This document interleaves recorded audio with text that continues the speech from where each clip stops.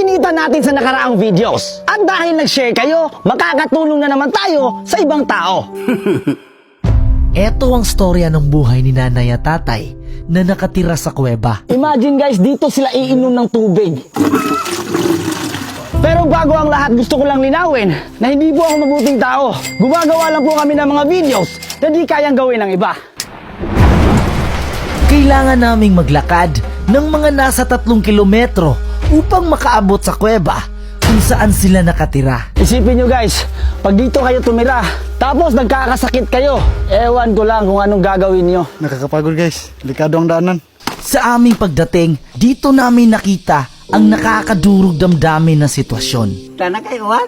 Si nanay at si tatay ay parehong 67 years old, malayo sa lungsod at walang ibang kasama kundi ang isa't isa. Ako si Sir Villano, Kulipano. Paano kung magkasakit kayo, Nay? Sino mag-aalaga sa inyo? Kuhaan lang sa mga herbals bukit. Di ba kayo natatakot pag lumindol? Di man, duwa man ako pa makakuha ng maglinog din, he. Ako kasuhay ko des uma. Kusog kaayo. Paano kung magkasabay kayong magkasakit? Ay malakas sa tuig. O, masabing tao. Kahit ganito ang sitwasyon nila, makikita mo talaga na masaya sila at kontento. Hari lang mag-inom. Hari lang mag-inom, dere.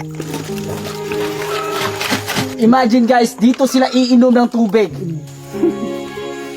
Magalibaong. Maliban sa mahirap ang daanan upang makaigib, walang kasiguraduhan kung ligtas ang maiinom nila.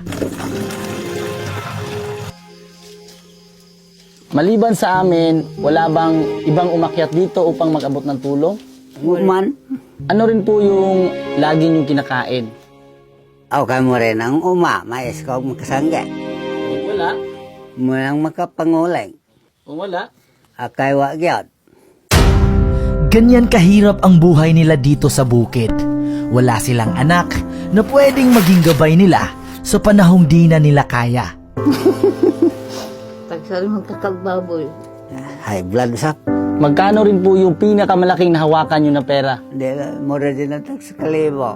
Tinanong ko rin sila na kung sakaling meron silang pera, maninirahan pa rin ba sila dito sa kuweba?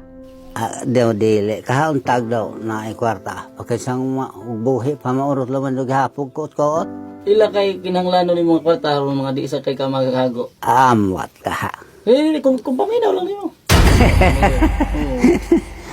Dahil sa pagtulong ninyo sa pag-share ng ating mga videos, mas dumami pa ang matutulungan natin. Ito yung tinatawag nila na poverty kung saan magbibigay ako ng 100,000 at kikita lang ako ng 20,000 pesos. Galing, no? Karon, nandito kami para magbigay ng tulong. Ginoo. Kanitay, pumunta kami dito para ninyo. Ang pinakadako ninyong anak kwarta kay 6,000. Ang pinakamalaking pera na nahawakan nila ay sa senior citizen lang. Every 6 months, 3,000 each. So, sana makapag-relax sila nito. Haning duha ha. Unta, makatabang ninyo, Nay. Butang sa na yung manok. Isa, duha.